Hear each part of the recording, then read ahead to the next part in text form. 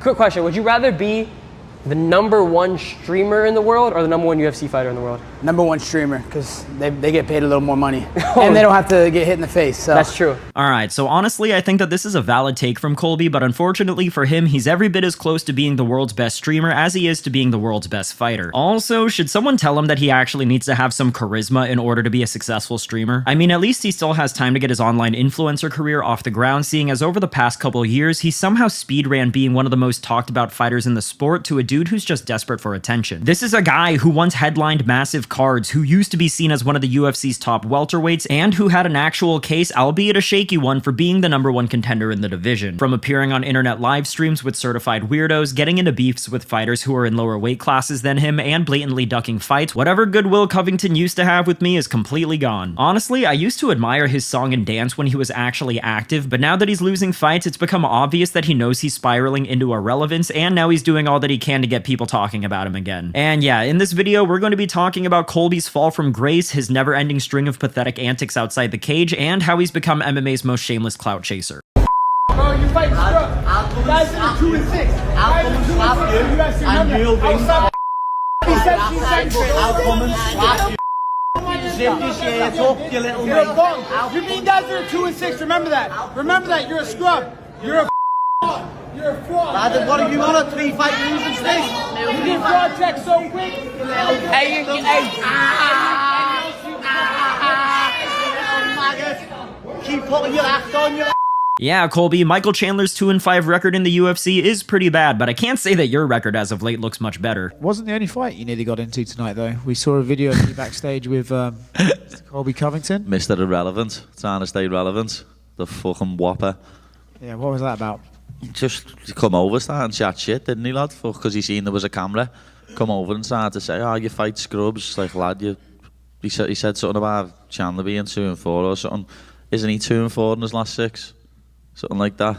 He's an absolute bum, lad. He's nearly 40. He's trying to stay relevant by jumping on me while if there's a camera there. Well, not jumping on me, just talking shit. I seen him a power slap the other week and walked past him staring at him.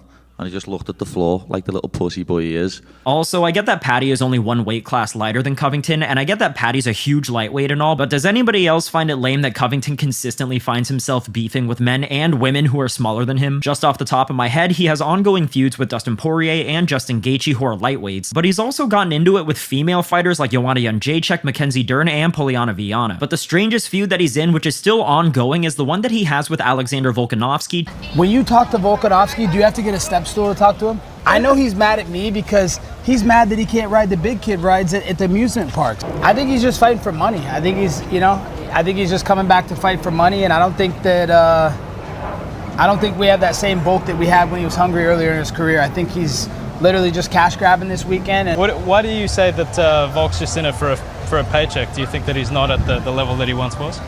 I don't think he's there, and I think he really just was looking for that Makhachev fight because he wanted to get paid, and then he jumped right back into another fight with Joe Poirier right away, and then he's been begging to fight ever since then. So I don't know. I think he's just cash grabbing. That's the inclination that I get now, that he's just looking to fight for money. He's not looking to fight for legacy anymore. He already built his legacy in his mind, and now he just wants to get paid. He's got a lot of mouths to feed. He's got 3 daughters, and you could tell he wasn't happy about his last daughter. So he's like, oh man, I want a boy, So we'll see if he keeps trying to get a boy. For what it's worth, I would find this whole Colby Covington versus the world stuff a lot more entertaining if it weren't for the fact that when he actually does beef with guys his size, he rarely ever fights them unless it's for a title. Let's not forget that he blatantly ducked Ian Gary, seeing as Ian spent more than half of last year calling him out to fight, and it never happened. Covington pulled some stupid little stunt where he demanded, amongst other things, that Gary's wife needs to film herself getting on her hands and knees and beg Colby to fight Ian, which was obviously never going to happen. A couple days later, Gary posted a video to his Instagram claiming that he signed a contract to fight Covington and that they were waiting on him to make it official. Clearly, this fight never came to fruition, and yes, I do think that he avoided Ian. Gary had been calling him out since 2023 and was a surging prospect in the division, and if we look at Covington's resume, let's just say that he's never been too keen on fighting guys that are on the rise. Moreover, seeing as Gary went toe-to-toe with Shavkat Rakhmonov, who is so much more of a threat in 2025 than Colby is, yeah, I do think that he avoided Gary like the plague. And frankly, this has been the case with Covington since he hopped on the scene. He's avoided every single up-and-coming fighter up until his most most recent fight with Joaquin Buckley. To be honest, a big part of me feels like the only reason that he accepted the Buckley fight was because it was short notice, so he had a built-in excuse for when he lost. Not bad for no training camp. Not bad at all. He will talk the talk when it comes to guys like Gary, Shavkat, Hamzat, Sean Brady, and Bilal Muhammad before he was champ, but he never stepped up to fight them. Also, I'd like to mention that every single guy that I just mentioned has repeatedly called him out to fight, only for him to say that they're not worth fighting, and now they are all ranked above him. Colby Covington? Got it. Yo. I'm like, where are these guys coming from now? Same thing with him. He's this high-level wrestler. I'm like, bro, Leon took you down multiple times. Beat the shit out of you. Colby don't realize his time is You fast. see what I just did to Leon? Like, what would I do to you, bro? Like, I would fucking kill him. He's getting. I think it's we always say He's was like, not you don't even mean getting this. anyone in the top 50. Dude, he's might not even have a fucking job. Yeah. When's the last time that dude won a fight? He fucking sucks. You stink. Colby, you're a pussy. You fucking stink.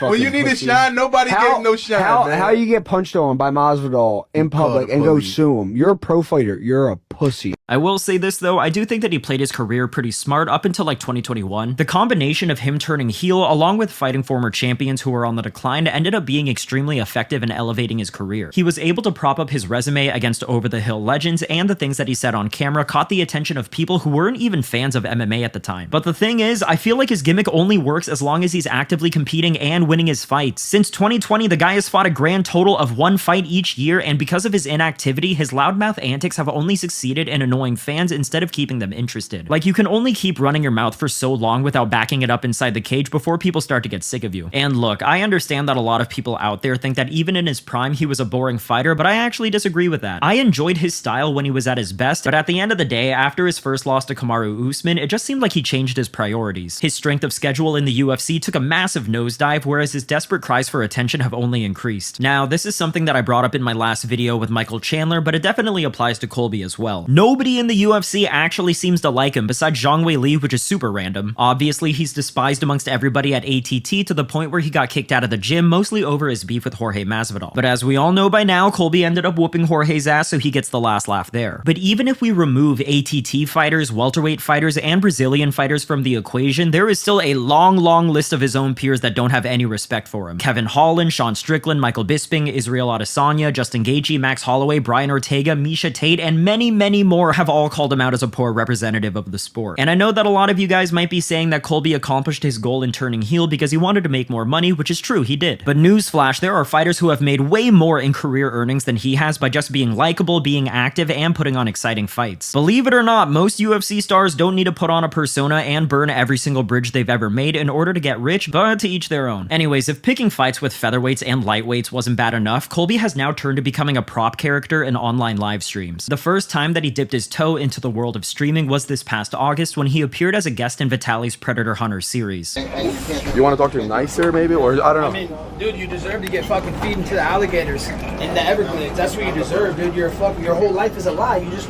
lie after lie. You said you're 26. You said, oh no, I never done this before. You're lying. You're swearing to God. You're lying on God. You think God would appreciate you lying to him? Start being honest with yourself, man. That's why you need to call your wife right the fuck now. And guess what? But the thing is, this series has basically been confirmed as being staged in advance, as cast and call flyers linked to Vitaly's team were found online. And I am willing to give Colby the benefit of the doubt and say that he might not have known that these streams were staged, but regardless, is this really the best way to get your name out there? Predator catching with Vitaly, of all people, the same guy who was arrested for beating up a random woman who was jogging on the streets of LA while he was tripping on acid? The same guy that's literally under arrest in the Philippines right now for harassing the locals? And then just a month later, Colby collaborated with washed up rapper Lil Pump. You know, I actually think these guys are two peas in a pod, and it makes a lot of sense why they get along. They both were at the top of their respective industries in the late 2010s, they've both fallen off of a cliff in terms of fanfare, and they've both been clinging on to any shred of relevancy that they can, however they can. And now, just this past week, Colby appeared on stream with this weirdo who goes by the name Neon. If you don't know who Neon is, then you might remember him as this guy who pulled this dumb shit with Nate Diaz. When you do get knocked out, are you going to retire? Who said that? So I know who you are. And guess what? Much like Vitaly and Little Pump, Neon is also a has-been in his walk of life. In October 2023, Neon was the biggest streamer in the United States, but just a couple of months ago, Kick.com accused him of viewbotting on their website, which is crazy. Since then, his stream viewership has been cut by over half, and let's just say that his YouTube channel isn't doing all that well either. Are you guys seeing the picture that I'm trying to paint? Colby, a washed-up fighter desperately trying to remain in the spotlight, has resorted to creating content with other washed-up internet celebrities desperately trying to remain in the spotlight. I guess birds of a feather really do flock together. This is seriously sad. Just a couple of years ago, he was proclaiming himself as the people's champ and a real fighter, and now he's on live streams making other men twerk for the camera. So what's next for Colby? The answer, honestly, in my opinion, is nothing. He's not in line for another title shot, nor will he ever get another one ever again. He's not headlining any cards, he's not trending, he's not fighting, and he's certainly not winning. The UFC has a new generation of welterweights, and they've all passed him up while he's screaming and crying on the sidelines. And you want to know the saddest part about all of this to me? He really did have potential, but instead of staying active, building a resume, and evolving as a martial artist, he leaned all the way into the character that he was playing. And the thing is, I don't know if Covington is playing a character anymore. I think that this is just him. It's obvious that he enjoys fame and attention more so than most other fighters, and I really do think that he's lost sight of himself in pursuit of social media engagements. He's no longer a contender, and I don't even know if I would call him a gatekeeper either. He's just a guy yelling into the void, hoping someone will listen. And that's really the central issue here. Colby Covington is irrelevant, and it's eating him alive. Anyways, that's the video for today. Let me know in the comments if you think Colby can claw his way back into relevance, or if his story's already been written. As always, if you like the video, then like the video, and if you haven't subscribed to the channel yet, please do so. I appreciate you for watching, and I'll see you on the next one. Bye.